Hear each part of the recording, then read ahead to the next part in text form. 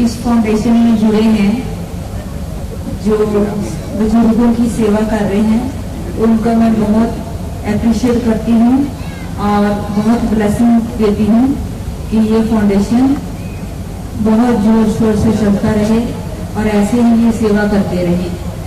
और दूसरा, मेरी प्रीचिंग यही है, सबसे पहले अपने मम्मा पापा की सेवा, इसके बाद चैरिटी बिगिंस एट होम। ये मेरी प्रीचिंग है। मैं चाहती हूँ कि सबसे पहले अपने मम्मा पापा को खुश रखो, जिस माँ ने जन्म दिया है उसका ध्यान रखे। बात है, उनको दुनिया की कोई ताकत भी हरा नहीं सकती, क्योंकि मम्मा पापा का आशीर्वाद भगवान के बराबर है, क्योंकि माँ जननी है जिसने ऋषियों, मुनियों, तपस्वियों और भगवान को भी जन्म दिया है। दूसरा, मैं एक छोटी सी कथा सुनाना चाहूंगी कि एक ऋषि थे, उन्होंने 100 साल तपस्या की। जब 100 साल उन्होंने तपस्या की, एक शिला के ऊपर बैठ के, हिमालय में बैठ के 100 साल तपस्या की। जब तपस्या कर ली तो निरंकार की आवाज आई, क्योंकि जो भगवान है वो भी अपने भक्तों का इम्तिहान लेते हैं। निरंकार की आवाज आई, उन्होंने कहा कि ऋषि जी, हम तुम्हारी तपस्या से प्रसन्न हुए हैं, मांगो जो मांगना है। तो मैं ना तो गुरु हूँ, ना साधु हूँ, ना संत हूँ, मैं एक माँ हूँ, पर जन्म देने वाली माँ सबसे ऊपर है। जिसने जन्म दिया वो माँ सबसे ऊपर है, उसका मुकाबला किसी माँ के साथ नहीं है। जन्म देने वाली माँ खुश है तो मंदिर वाली माँ भी खुश है। तो ऋषि पर मैं, जो सच्चे साधु हैं, सच्चे संत हैं, जो कि पैसे से प्यार नहीं करते, जिसको 1 रुपये चढ़ाया तो भी कहेंगे भगवान तुम्हारा भला करे, 10 चढ़ाए तो भी कहेंगे भगवान तुम्हारा भला करे, जो फक्कड़ हैं, मन को सोधे, तन को सोधे, सोधे सकल शरीर, दया धर्म की कफनी पहने, सोई असल फकीर। जिन्होंने अपने मन को विषय विकारों से सोध लिया है, तन को सोध लिया, जो काइंड है, जिनका हृदय काइंड हो चुका है, जिन्होंने कपड़े नहीं कफन पहन लिया कि भगवान तेरे नाम का, अब हम तेरे नाम के हो चुके हैं, चल पड़े हैं, हमने कपड़े नहीं कफन पहन लिया है, तो अब तेरे हो चुके हैं, तेरी राह पे चलना है, बस तेरी राह पे हमने चलना है, दुख दे या सुख दे हम चल पड़े हैं। ऐसे फक्कड़ जो है, उनकी मैं इज्जत करती हूँ, उनका मैं रिस्पेक्ट करती हूँ। तो ऐसे जो संत थे, शिला पे बैठ के उन्होंने तपस्या 100 साल जब की, तो निरंकार ने उनकी परीक्षा लेने के लिए किया, कहा कि मांगो, तुम अपनी तपस्या का फल मांगते हो, फल मांगो। तो निरंकार की जब आवाज आई तो उन्होंने कहा, तुम तपस्या का फल मांगोगे कि कृपा मांगोगे? उन्होंने कहा मुझे फल चाहिए। उन्होंने वापस पूछा कि तुम्हें फल चाहिए कि कृपा चाहिए? कहते मुझे फल चाहिए। 2-3 बार पूछा। तो फिर जिस शिला के ऊपर, जो पिछले जमाने में पहले में पत्थर का शिला, जिसको पत्थर का, जैसे हिमालय पर्वत में पत्थर होते थे, शिला होती थी, तो शिला ने दिए का रूप धारण कर लिया। वो समझ गए कि ऋषि में अहंकार आ गया। तो शिला कहती कि अभी मैं ऋषियों को दिखाती हूँ जरा। तो शिला खड़ी हो गई दिए का रूप धारण करके, कहती ऋषि जी महाराज, सबसे पहले तो आप मेरा ऋण चुकाइए कि जो आपने 100 साल मेरे ऊपर बैठ के तपस्या की है, पहले उसका फल मुझे दो। तो ऋषि जी को शर्म आ गई और ऋषि जी ऐसे झुक गए और चरणों में प्रणाम किया और कहा, प्रभु मुझे तपस्या का फल नहीं, मैं हमेशा आपका कृपा पात्र बनना चाहता हूँ।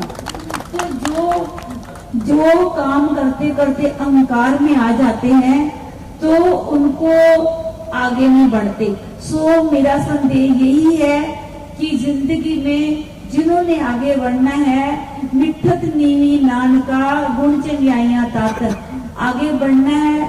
जितने झुकेंगे उतने आगे उठेंगे। आप देख लो, जितने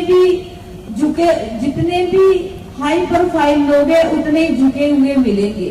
तो अगर आगे बढ़ना है कभी अहंकार ना कीजिए, भगवान की मौज का कोई नहीं पता। जिन प्रेम की हो तिन प्रभु पायो, जिनके हृदय में प्रेम है वही प्रभु को पा सकते हैं। प्रेम बांटिए, प्रेम कीजिए, प्रेम दीजिए। Give and take.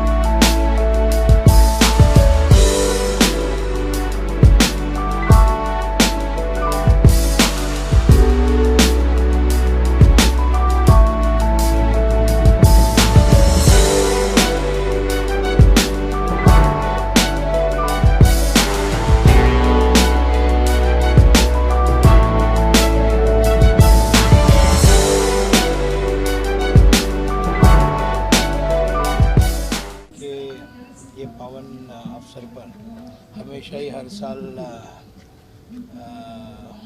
हमारी परम आदरणीय देवी माँ जी के माध्यम से गरीबों को बड़ी सेवा दी जाती है।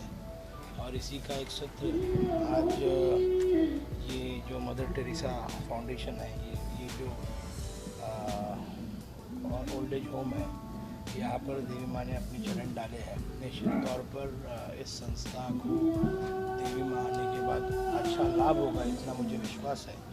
और मैं खुद ट्रेड यूनियन मूवमेंट में काम करता हूँ। ये परिसर में हमारा भी एक अलग दबदबा है। यहाँ के लगभग 3 से 4 हज़ार वर्कर्स हमारे यूनियन के मेंबर हैं। देवी माँ से उन लोगों को भी मिलने का मौका मिला और आप सब लोग यहाँ पर आए। अच्छा कार्य देवी माँ के हाथों से हो रहा है। मेरी हमेशा ही देवी माँ के साथ उनका मुझ पर आशीर्वाद रहेगा। और आने वाले समय में देवी माँ राधे माँ ट्रस्ट के माध्यम से ऐसे बहुत से कार्यक्रम पूरे देश विदेशों में हो रहे हैं। जिस तरह से अभी आपका जन्मदिन था और हर तरफ मुंबई में कहा जाए तो सिर्फ आपकी बोर्ड नजर आए, आपको शुभेच्छा आपके जन्मदिन की दी गई, तो इस तरह से लोगों में जो प्यार देखने को मिला, कितनी खुशी मिलती। देवेंद्र फडणवीस जी ने भी आपको शुभकामनाएं दी, क्या कहना चाहिए? निश्चित तौर पर हर साल हमारे से जुड़े हुए 7-7.5 लाख वर्कर्स हमसे जुड़े हुए हैं। और ये पूरे एक्टिविटीज़ में मुझे विश्वास है कि आने वाले समय में सड़क कामगार यूनियन के माध्यम से एक अच्छा कार्य वर्करों के लिए भी हम कर रहे हैं। और ये वर्करों का प्यार है मुझ पर कि वो बर्थडे के दिन मुझे मुलाकात करने आए। कि बूढ़ा दरख्त फल दे ना दे पर छाया जरूर देता है। तो बाकी मेरा समझाना फ़र्ज़ है, बाकी मानना उनकी मर्ज़ी है। क्योंकि कहते हैं जैसा हम कर्म करते हैं वैसा ही हमारे आगे बच्चे भी वैसा ही हमारे साथ करते हैं। ऐसा नहीं करना चाहिए। तो माँ जब आप लोगों के बीच जाती हैं, आप उनके साथ पल बिताती होंगी, तो उनके साथ आपकी क्या बातें होती हैं और वो आपको अपने बीच पाकर उनमें कौन सी खुशी नजर आती है? ये तो भक्ति बता सकते हैं। आपको कैसा लगता है माँ, आप वो अपनी बातें आपसे शेयर करते होंगे? हाँ, मैं हर एक की बात सीक्रेट रखती हूँ, क्योंकि लोग मुझे एक राधे माँ की नज़र से देखते हैं और वो सोचते हैं कि यही माँ है जो हमारा हर सीक्रेट रखेगी। क्योंकि सब लोग अपने दिल की बात मेरे से करते हैं, तो मैं दिल की बात किसी की भी अपने पास तक रखती हूँ और उसका सलूशन दे देती हूँ कि ऐसे करो। क्योंकि अगर मेरे पे लोगों का विश्वास टिका है, तो अगर मैं ही विश्वास तोड़ दूँगी तो लोग किधर जाएंगे। आप अब ये काफ़ी दूर है जहाँ पर है इस समय आप मौजूद हैं, बहुत लंबा ट्रैवल करना पड़ा आपको, तो इतनी दूर आने का आपने कैसे सोच लिया कि आपको इतनी दूर जाना चाहिए लोगों को? नहीं, ये जो ट्रस्ट वाले थे ना बहुत लॉयल से मुझे लगे और मुझे बहुत डिसेंट लोग लगे सेवा करने वाले। जब इनवाइट करने आए तो मेरे को फिर उनकी श्रद्धा, लोगों के प्रति सेवा मुझे खींच ली इधर। माँ, आप मदर टेरेसा के बारे में आप कुछ जानती होंगी, जिस तरह से उन लोगों का सहयोग करती है, और उसी राह पर हम जब देखते हैं राधे माँ भी हमेशा ही लोगों के बीच नजर आती, चाहे कोई त्यौहार हो या फिर कुछ अलग ही फेस्टिवल हो, कुछ भी हो, हमेशा आप लोगों के सहयोग, जिनका सहयोग करना चाहिए, जो ज़रूरतमंद लोग हैं उनके बीच आप होती हैं।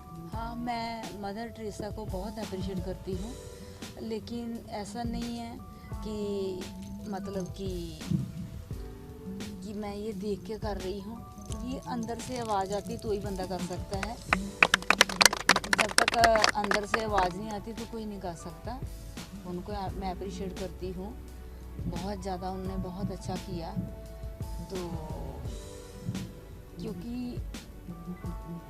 मैं शादी होने के बाद भी, 2 बच्चे होने के बाद भी मैंने अपने बच्चों को यही सिखाया कि तुम काम करो और मेरे काम के बीच में ना आना, क्योंकि शादी के बाद ये करना बड़ा असंभव है, संभव नहीं है।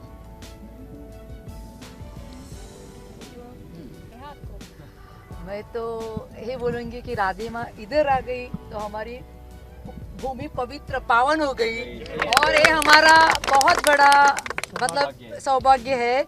और अभी हमारे पास वो आ गई है तो हम भी उनके हो गए हैं, तो हमारे लिए वो हमेशा रहेगी हमारे साथ। तो मैं भगवान को बहुत बहुत शुक्रिया दे रही हूँ इसके लिए। तो बोलते राधे माँ ने कोई डिमांड नहीं की।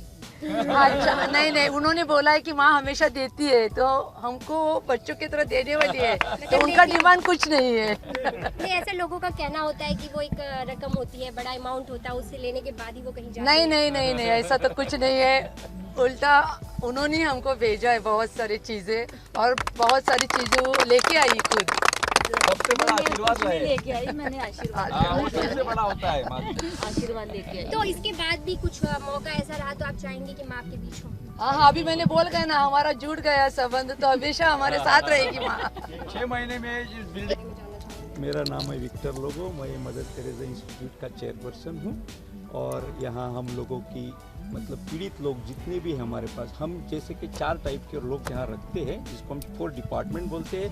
एक है पैलेटिव केयर, जिसके ऊपर पूरे लोग जो बेड रिडन लोग रहते हैं उनको हम रखते हैं। सेकेंड टाइप के लोग हैं जिसको सेमी पैलेटिव बोलते हैं, मतलब जिसके हाथ पैर या उसके आंखें नहीं रहती, ऐसे लोग रहते हैं। तीसरे टाइप के जो वृद्ध है लेकिन चल फिर रहे हैं। और चौथे टाइप के हमारे पास लोग हैं जो मतलब कंप्लीटली मानसिकता से परेशान है, मतलब उनको मेंटली डिसऑर्डर बोलते हैं। स्किज़ोफ्रेनिया है, डेमेंशिया है, पार्किंसन है और बिहेवियरल डिसऑर्डर, ऐसे 27 टाइप्स के वेरियस डिसऑर्डर के लोग रहते हैं। ये क्यों हो रहा है इस दुनिया में? इसीलिए क्योंकि हर इंसान पर आज बहुत तनाव बना हुआ है, और ऐसे तनाव में से लोग यहाँ पर आते हैं तो हम उसको तनाव रहित करते हैं, उनको पीड़ा रहित करने की कोशिश करते हैं। तो आपने शिलान्यास के लिए जिस तरह से आपकी शुरुआत हो रही है, तो आपने राधे माँ को क्यों बोलने की सोची? देखो, आज तक हमको इस बारे में मतलब राधे माँ के बारे में हम काफ़ी साल से जानते थे। लोगों को ऐसे वहम है कि राधे माँ हमेशा कहीं ना कहीं जाके कुछ लेते हैं, या दान लेते रहेगी या पैसे लेते रहेगी, लेकिन कुछ भी लेते रहेंगे। हमने जब उनके 2 बार दर्शन कराए तब हमको पता चला माँ जी कुछ लेती तो नहीं है लेकिन देती है, और वो देने में भी क्या देती है? आशीर्वाद देती है। सबसे बड़ी चीज़ उन्होंने माँ जी ने हमको बताई है कि देखो, माँ जो होती है वो प्यार करती है। उनका बेटा, उनके बेटियां उनके साथ कुछ भी करे, उनका फर्ज है सिर्फ प्यार प्यार और प्यार करो। वो प्यार निभाती आई है, हमें भी प्यार देने के लिए आई है। तो आप पहले माँ के बारे में क्या जानते थे और माँ से मिलने के बाद आपने क्या? देखो, हमारे पास काफ़ी मीडिया लोग, जैसे आप लोग, आपको लोगों को डायरेक्ट नहीं बता सकता हूँ, लेकिन ऐसे काफ़ी वहम तो है दुनिया में और आजू बाजू में कि राधे माँ तो नाचती है, गाती है, ऐसा करती है, वैसा करती है, कुछ लेती रहेंगी, कुछ ऐसे बहुत वहम है। हम जब गए, माँ जी आज हमारे पास जब पधारे, हमारी धरती पे आए हैं, तब हमको पता है कि कि कुछ लेती तो बिल्कुल नहीं है, सिर्फ दे के जाती है और बड़ा आशीर्वाद दे के जाती है। तो क्या लगता है भगवान के पास एक जो रास्ता होता है पहुंचने का माँ के थ्रू? हाँ बिल्कुल बिल्कुल, भगवान के पास देखो, माँ जी अगर नहीं रहते, माता अगर नहीं रहते, इनके रूप में सब माताएं, पूरी दुनिया के माताएं इनके रूप में है यहाँ पर। अगर वो माताएं नहीं रहती, आप में से कोई आदमी नहीं रहता है यहाँ, सही है। माताएं है करके हम हैं, हम जितना प्यार वो हमसे दे रही है वो हमारा भी फर्ज है कि वो प्यार हम उसको दे। हम तो जीरो है, माँ जी एक है, जितने जीरो आगे उनके जीरो के आगे माता जी है करके हमारा वैल्यू है। अगर जीरो माता जी हटा दिया तो हमारा वैल्यू बिल्कुल निकल जाए, जीरो हो जाए।